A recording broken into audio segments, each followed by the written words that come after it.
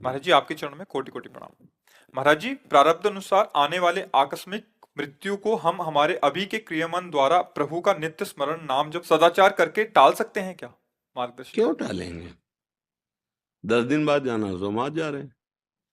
जिसमें आपकी रुचि है प्यारे, आप 10 दिन पहले मिलना चाहते हो, 10 दिन बाद क्यों टालें? एक प्रताप राय जी नाम के महाभागवत हुए हैं, उनका चरित्र भी है, बहुत महापुरुष हुए। वो बचपन से ठाकुर जी की सेवा, उनके माता पिता भक्त थे तो तुलसी जी में जल चढ़ाना, ठाकुर जी की पूजा हो रही तो पास बैठालना, तो संस्कार बचपन से ही उनके भक्ति के। जब माता पिता पधार गए तो पूरे वैभव के और उनके यहाँ जो है वो पुराने जैसे जमींदार लोग होते थे कि आप अपनी जेवर रख जाओ, 10,000 20,000 ले जाओ, फिर आप जेवर दे जाना ब्याज सहित, और पैसा दे दो ले जाओ। ऐसा उनका चलता था, व्यापार रूप में खूब वैभव ऐश्वर्य सब था। पर वो सत्य पथिक थे भगवत मार्ग के, और कभी भगवान से कोई कामना नहीं करते थे। उनकी बहन का नाम था मालती, और वो अपने भाई की बात जानती थी कि रात दिन भजन करते हैं। उनका जो ब्याह हुआ बड़े सुख से जीवन चला, कुछ दिन के बाद बीमारी लग गई उनके पति में, खूब दवाई करवाई पर मरणासन स्थिति में थे। अब उसे एक ही उपाय लगा, अगर भैया कह देंगे भगवान से तो निश्चित हमारा सुहाग बच जाएगा। क्योंकि मुझे पता है बचपन से भजन कर रहा है, भजन में बड़ी ताकत होती है। उनके पास आए और कहा, भैया आज तक हमने कुछ मांगा नहीं आपसे, आज मांगना चाहती हूँ। तो उनका, कहो बहन क्या चाहिए?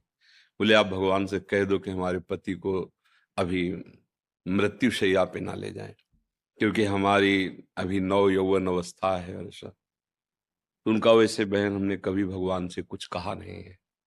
तो उनका, मेरे लिए। बोले ठीक है। गए और जहां एक कमरे में उनको जमीन पे लिटाया, अपनी गोद में सर रखा, और ऐसे माथे पे हाथ ऐसे रखते हुए जो नाम जप करते थे वही नाम अंदर ही अंदर, और भगवान से विनय कि भगवान मैंने कभी आपसे कुछ नहीं मांगा, लेकिन बहन कह रही है, इसलिए मैं आपसे प्रार्थना करता हूं कि आप इसको जीवन दान दें। उतने में उनकी समाधि लग गई, मतलब एक तंद्रा अवस्था। और वही बहन चरणों के पास बैठी थी, ठीक वैसी उसकी भावना एकदम तंद्रा में पहुंची। और दोनों ने देखा कि भगवत पार्षद आए थे, और वो उनका नाम वल्लभ था उनके पति का। तो उनसे कह रहे, वल्लभ आज तेरा सौभाग्य फिर रुक गया।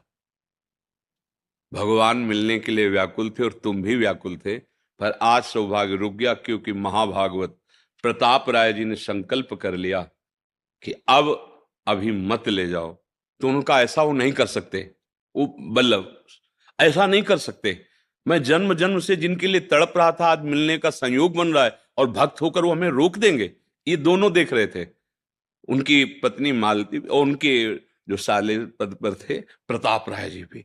वो रो पड़े कि वो ऐसा नहीं कर सकते, वो भक्त हैं, वो जानते हैं इस बात को, वो ऐसा नहीं कर अचानक आंख खुली, दोनों की आंख खुली। उनका, बहन सुना? बोले, भैया रहने दो, भगवान से प्रार्थना करो कि हमारी बात झूठी हो जाए। नहीं, उनको जाने दीजिए। बात समझ रहे ना? अगर भगवान हमें 10 दिन पहले बुला रहे हैं तो हम क्यों 10 दिन बाद जाना चाहेंगे? किस लिए जाना चाहेंगे? जैसे लगता है कि 10 दिन और भजन कर लेंगे। तो जब वो अभी मिलना चाहते हैं तो हम 10 दिन और भजन क्यों कर लें? अभी वो मिलना चाहते हैं तो हम उनके लिए कह दें कि नहीं अभी मत मिल लो, 10 दिन बाद मिलना, क्योंकि हम भजन पूरा कर लें। इसमें कई राग है, हमारे शरीर का, भोगों का, परिवार का, जो भगवत मिलन में बाधा पहुंचा रहा है। देखो, एक बात अच्छे से समझ लो, सबको जाना है ना? ये बात समझ में है कि नहीं है? जाना है पक्का भैया, पक्का। मतलब रहना नहीं, पक्का। चाहे तपस्वी हो, चाहे महात्मा हो, चाहे विषयी हो, चाहे पापी हो, इसका नाम मृत्यु लोक है, यहां से जाना है। अच्छा, वो एक समय निश्चित है। अब उस निश्चित समय को सार्थक हम कर लें, राधा राधा, और अपने प्रभु के पास जाएं।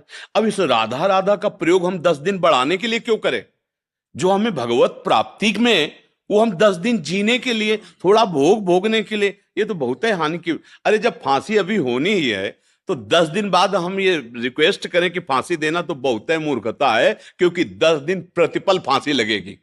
लगेगी कि नहीं लगेगी? जो 1 मिनट में लगने वाली है वो 10 दिन प्रतिपल लगेगी।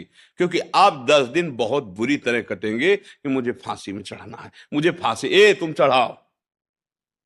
अगर प्रभु बुला रहे हैं, आपको लग रहा है कि हमारा मृत्यु का समय, तो राधा राधा राधा, ये तैयारी है वहां के चलने। हम क्यों कहें मुझे रख लो?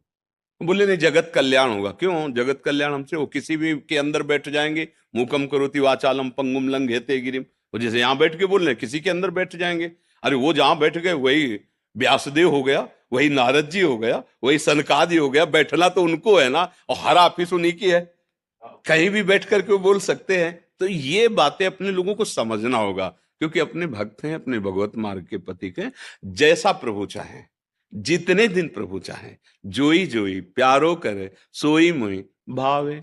तो भजन का प्रयोग प्रभु की प्रसन्नता के लिए, अगर ये रहस्य समझ गए तो सब आनंद आ जाएगा।